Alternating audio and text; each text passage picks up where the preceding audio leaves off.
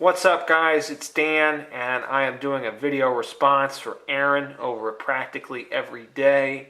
Aaron's a really nice guy. He's running a cool contest where he's giving away a small Sebenza and some other interesting prizes. He's been getting into some high-end knives lately, and I guess he's looking to share the wealth a little bit with the contest there. So hey man, awesome contest. More than happy to enter and show some support. So what I'm about to do is going to be a little pocket dump for you. I think checking out other people's EDCs is always interesting, so more than happy to share mine, and I'll try and keep it brief here. To put a little eye candy in front of the camera, I did plunk down my Hogue EX04, which is just an amazing knife. It's been my daily carry if I'm looking to carry a large folder with me. Just an awesome knife. I'm probably going to review that next, so be on the lookout for that. My smaller, really my real EDC knife is this Victorinox aluminum cadet. It's everything I need. Obviously, it's just a fraction of the size of the Hogue, which is part of the reason why I like it. It's just so discreet. It's got a bunch of tools on there. It opens letters and does my my normal kind of cutting tasks, food prep and stuff like that. If I'm eating an apple or something, that the Victorinox is ground really thin, and it's perfect for that sort of thing. That said, I think both knives kind of complement each other. As for my flashlight, I've been carrying this Mini MLR2 for 7-8 months now. I actually bought this during 4.7's Black Friday sale. This is an awesome light. My dad actually turned me on to it. It just takes a CR2 battery, which you can actually get rechargeable CR2 batteries, which is really cool. But I find that the batteries on this light last forever. It's a simple twisty. It's got 3 modes, well I guess 6 modes if you keep cycling through them, like on all 4.7's lights you'll get into the strobe modes, but this is perfect for EDC. Really small, and it complements the Victorinox nicely. As far as my cell phone goes, I'm still rocking the BlackBerry. This thing's a tank. Eventually I'd like to upgrade it, but for the time being, it takes calls, it does emails. It really, it just gets the job done, so that's my cell phone.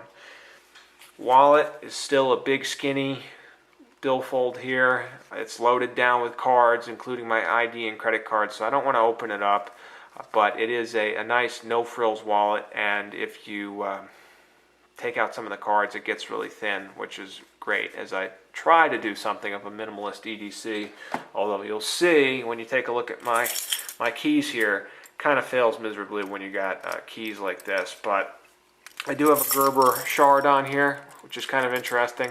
Mainly I use it as a bottle opener, a little bit of redundancy with the Swiss Army knife, but if for some reason I were to leave the Swiss Army knife behind or lose it or something, always nice to have a bottle opener on you.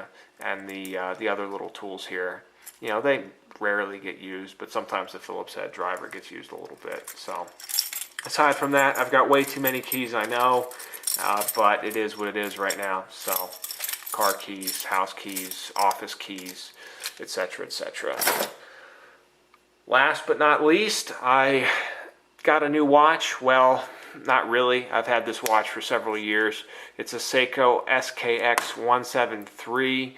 I actually broke it, I think, around the time I started filming videos, so I'm not sure if my first videos had the 173 in it, but I was digging a ditch in my backyard, and it's an automatic watch. It's not a quartz watch, and I somehow managed to break it.